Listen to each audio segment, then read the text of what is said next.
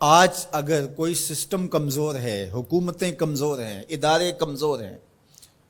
وہ کمی بیشی کرنے والوں کو، زیادتی کرنے والوں کو اپنی گرفت میں نہیں لا سکتے، یا جو اس سے اوپر بیٹھے ہوئے ہیں وہ خود اس جرم میں مبتلا ہیں اور اس جرم میں مبتلا ہونے کی وجہ سے اپنے نیچے کے لوگوں کو وہ پکڑ نہیں سکتے کیونکہ وہ خود مجرم ہیں۔ تو اگر نظام میں سکم کی وجہ سے کوئی شخص فائدہ حاصل کرتا ہے، اللہ ارشاد فرماتا ہے الا یظن اولئک انہم مبعوثون، وہ یہاں تو لوگوں کو دجل دے بیٹھے، لوگوں کو فریب دے دیا، دھوکہ دے دیا، کسی کی آنکھوں میں مٹی جھونک دی اور کام صحیح نہیں کیا لیکن اچھا بن کے کسی کے سامنے پیش ہو گئی، یہاں تو کر سکتے ہیں، لیکن اللہ تعالیٰ نے ارشاد فرمایا کیا وہ بھول گئے ہیں ایک ایسا دن بھی ہے جس دن وہ اٹھائے جائیں گے، لیوم عظیم، وہ بہت بڑا دن ہوگا، 50,000 سال کے برابر ایک دن ہوگا، خوف وحشت ابدان پہ طاری ہوگی اور اتنا گرم کہ آج سورج کا رخ الٹا ہے، پھر رخ سیدھا ہو جائے گا،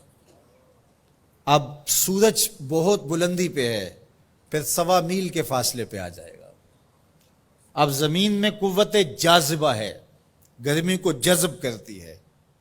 پھر زمین تانبے کی ہو جائے گی، اللہ اکبر، وہ کتنا سخت دن ہوگا جس کو قرآن نے کہا یوم عظیم، اللہ کی عظمت و جلالت کے اظہار کا دن ہوگا، لیکن میرے حضور نے فرمایا کہ 7 اشخاص ایسے ہوں گے جنہیں اللہ اس دن اپنے عرش کا ٹھنڈا سایہ عطا فرمائے، ان میں سے نمبر 1 امام عادل، عادل حکمران جو انصاف کے تقاضوں کو بہر صورت پورا کرتا ہے اگرچہ قریبی ہی کیوں نہ ہو۔ دوسرا شخص وشاب نشأ فی عبادت اللہ، وہ جوان جس کی جوانی اللہ کی عبادت میں گزری۔ آج تو میرے جوان کی جوانی سوشل میڈیا پہ گزر رہی ہے، آج میرے جوان کی جوانی تو گلیوں چوکوں اور بازاروں میں گزر رہی ہے۔ تیسرا شخص ورجل قلبہ معلق بالمساجد، وہ آدمی جس کا دل مسجدوں سے جڑا رہتا ہے، مسجد سے نکلنے کو جی ہی نہیں چاہتا۔ کتنے خوش نصیب لوگ ہیں جو مسجدوں کے ساتھ جڑے ہوئے ہیں۔ ایک روایت میں فرمایا جس شخص کو مسجد کی دیکھ بھال کرتے دیکھو، مسجد کی صفائی کر رہا ہے، وہاں پڑی ہوئی کوئی نامناسب چیز اٹھا رہا ہے، مسجد میں روشنی کا انتظام کر رہا ہے، مسجد میں خوشبو کا انتظام کر رہا ہے، مسجد کے کاموں میں لگا ہوا، اگر کسی شخص کو دیکھو اس کے ایمان کی گواہی دے دو یہ بندہ مومن ہے، یہ مسلمان بندہ ہے۔ تو فرمایا چوتھا شخص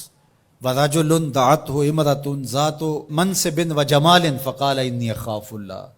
وہ جوان جس کو کسی خاتون نے دعوت گناہ دی اور صاحب منصب بھی تھی، صاحب جمال بھی تھی، اور قدموں میں حسن بچھنے کے لیے خود بےتاب ہوا، اور اس جوان نے آگے سے کیا کہا انی اخاف اللہ،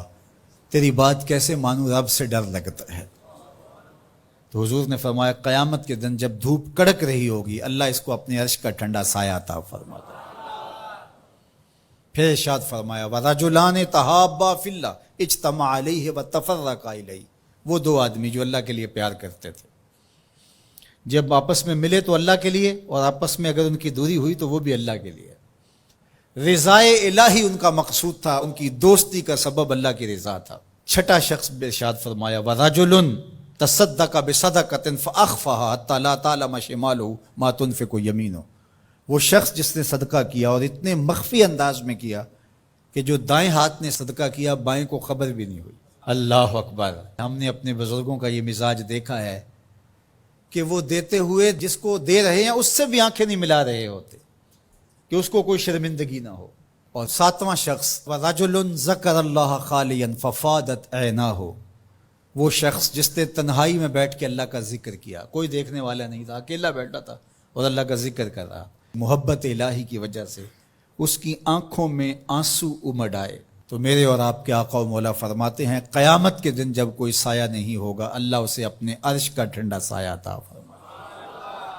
اللہ ہمیں رحمت للعالمین کا صدقہ جہنم کی سختیوں سے نجات عطا کرے۔